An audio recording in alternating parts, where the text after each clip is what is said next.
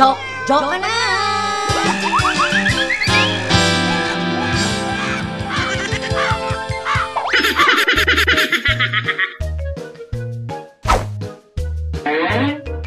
Franny, may ginagawa ka ba? Pasuyo naman oh. Ibili mo ako ng soft drinks. Ano ba gusto mo? Coke o Pepsi? Siyempre, Coke. Diet or regular? Regular. Bote o incan? Bote na lang. 8 ounce o litro? Tubig na nga lang. Paiba-iba ka naman? Ay, wait. Distilled o mineral?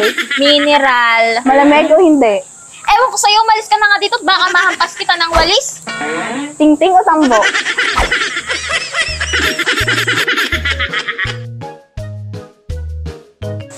Okay class, review muna tayo sa past lesson natin.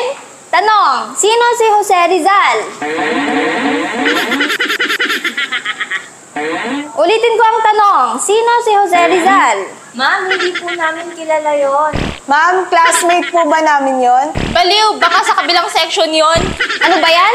Sino ang pumatay kay Magellan? Ma'am, hindi ko po sure kung si Lapu-Lapu nga. Ikaw, tumayo ka nga. Paano mo naman yun nasabi?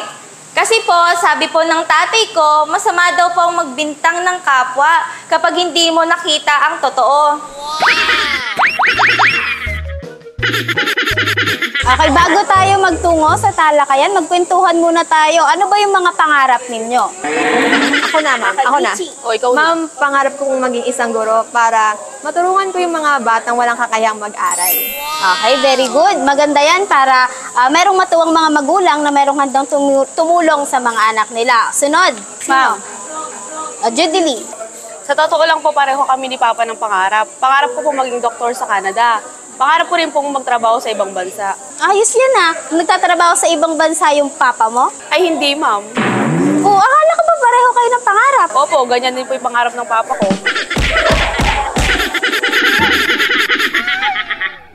Double P!